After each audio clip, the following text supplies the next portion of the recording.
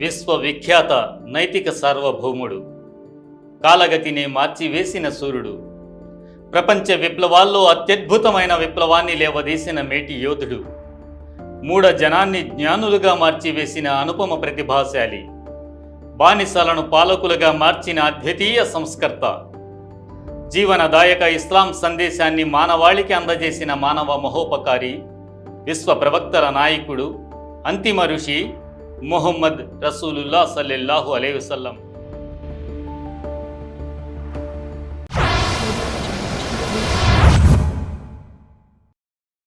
వర్తమానం ప్రత్యేక కథనానికి స్వాగతం.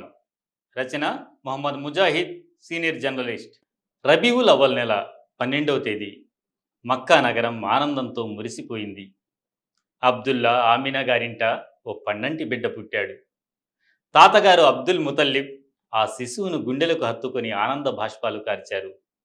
ఆ బాలునికి పెట్టిన పేరే ముహమ్మద్ సల్లల్లాహు అలైహి వసల్లం. దీని అర్థం ప్రశంసనీయుడు. ఆ పేరు నేడు ప్రపంచం నలుమూలలా వెలుగొందుతుంది. ప్రవక్త ముహమ్మద్ సల్లల్లాహు అలైహి వసల్లం చిన్న వయసులోనే అనాథయ్యారు. పుట్టక ముందే తండ్రిని కోల్పోయిన ఆయన 6 ఏళ్ల వయసులోనే తల్లిని కూడా కోల్పోయారు. కష్టాల్లో పెరిగిన ఆయన ప్రపంచానికే మార్గదర్శకుడయ్యారు. దేవుడు ఒక్కడే, మనుషులందరూ సమానమే. ఇదే ఆయన మహోన్నత సందేశం. కత్తితో కాదు, కరుణతో ప్రపంచాన్ని గెలుచుకున్నారు. భూలోక వాసులపై కరుణ చూపండి, ఆకాశవాసి మీపై కరుణ చూపుతాడు అని చెప్పిన కారుణ్యమూర్తి ఆయన. కూలివాని చెమట ఆరకముందే అతని వేతనాన్ని చెల్లించండి అని కార్మికుల సంక్షేమానికి బాట వేశారు. ఆడపిల్లలను భారంగా, అవమానంగా భావించి సజీవంగా సమాధి చేసే ఆ కాలంలో ప్రవక్త చెప్పిన మాటలు, ఆడపిల్లల పట్ల కరుణ చూపండి, వారు స్వర్గానికి మార్గాలవుతారు అని ఆయన బోధనలతో ఆడపిల్లలు పుడితే సంబరాలు జరుపుకునే స్థాయికి ఎదిగారంటే అతిశయోక్తి కాదు. నల్లవానిపై తెల్లవానికి కానీ, తెల్లవానిపై నల్లవానికి కానీ ఎటువంటి ఆధిక్యత లేదు అని జాత్యహంకారాన్ని తుడిచివేసిన మానవోత్తముడు ఆయన. ఆయన బోధనలు సూటిగా, స్పష్టంగా ఉండేవి. స్త్రీల పట్ల గౌరవం ఆయన ధర్మం. మీ భార్యలు మీ బానిసలు కాదు, లోపాలు ఉన్నా వారి సుగుణాలను గుర్తించి వారిని గౌరవించండి అని స్త్రీలకు ఆస్తి హక్కులో భాగం కల్పించిన స్త్రీ జనోద్ధారకుడు ముహమ్మద్ సల్లల్లాహు అలైహి వసల్లం. అనాథలకు అండగా నిలిచిన ఎన్నో సంఘటనలు ఆయన జీవితంలో ఉన్నాయి.